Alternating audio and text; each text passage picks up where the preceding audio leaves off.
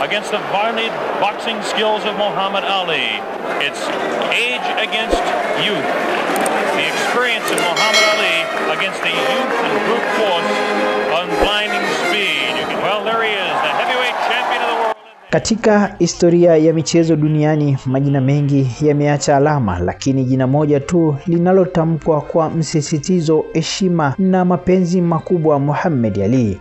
Alizaliwa kwa jina la Cassius Clay mnamo Januari 17 mwaka 1942 huko Louisville nchini Marekani. Akiwa na umri mdogo wa miaka 12, Ali alianza ndoto yake ya kuwa bondia mara baada ya kuibiwa baiskeli, jambo lililompelekea kuapa kujifunza kupigana.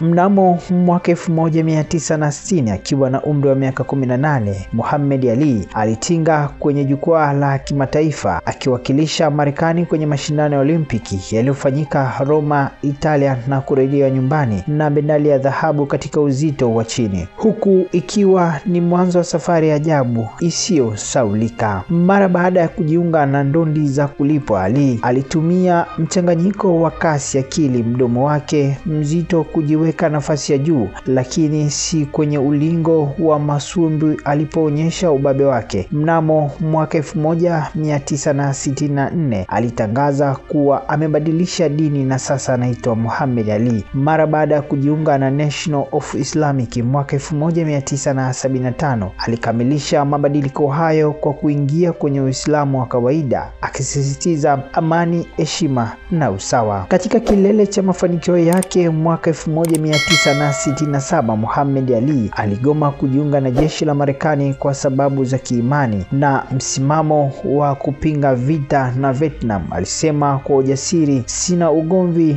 na wa Vietnam, hakuna hata mmoja wao alioniita mweusi." Kwa msimamo huo alinyang'anywa taji lake, aliwekwa mashtakani na kuzuiwa kucheza ndondi kwa kipindi cha takriban miaka 4. Lakini historia haikumtupa. Mahakama Kuu ya Marekani ilifuta mashtaka hayo. Mwaka 1971 Ali alirudi ulingoni kwa kishindo. Alikuwa mshambuliaji sasa akiwa shujaa wa kimataifa. Mwaka huo alishiriki katika pambano maarufu dhidi ya George Fries, The Fight of Century, ambalo lilivutia dunia nzima. Muhammad Ali alikuwa bondia wa kwanza kushinda mara 3 taji la uzito wa juu la The Linear, akihusishwa na mapambano ya kihistoria kama Rumble in Jungle dhidi ya George Foreman. Mbali na ulingo, Ali alikuwa mwanaharakati mashuhuri na mhamasishaji wa haki za kibinadamu aliyejenga urithi wa mapambano dhidi ya ubaguzi wa rangi, dhuluma na chuki. Mwaka 1999 alitunikiwa taji la mwanamichezo wa karne na Sport Illustrated na pia kutangazwa na BBC kama mwanamichezo mashuhuri wa karne. Ali aligundulika na ugonjwa wa Parkinson mnamo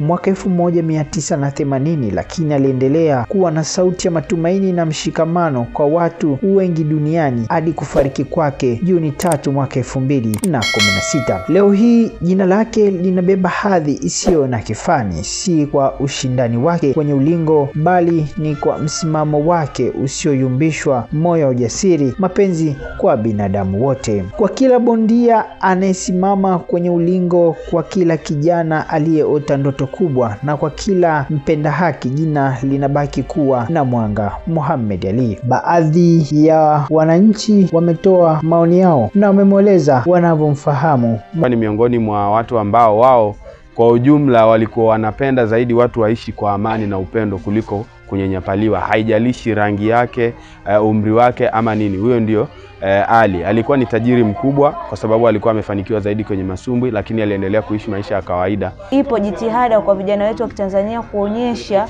uhitaji au kuonyesha ule nia ya kutaka kufanikiwa kama alivyofanikiwa yeye, kwa sababu ukiangalia historia yake tunaona kwamba Muhammad Ali yeye alikuwa mpiganaji tu wa kawaida na alianzia chini kabisa, lakini leo hii tunamtazama katika level zingine sana duniani. Sifa zaidi tunakuja kupata mabondia wachache sana. Kwa hiyo Muhammad Ali ni funzo ambalo ameliacha. Tunatakiwa sisi kama Watanzania na sisi kwetu tupate mabondia ambao wanajifunza kutoka kwa Muhammad Ali, nasi tuwe na wapiganaji ambao wanaweza kuwakilisha taifa kiujumla kwa huko duniani ambako ngumi za kulipwa zaidi. Mwandalizi na msimulizi wa makala hii ni mimi Salim Alute.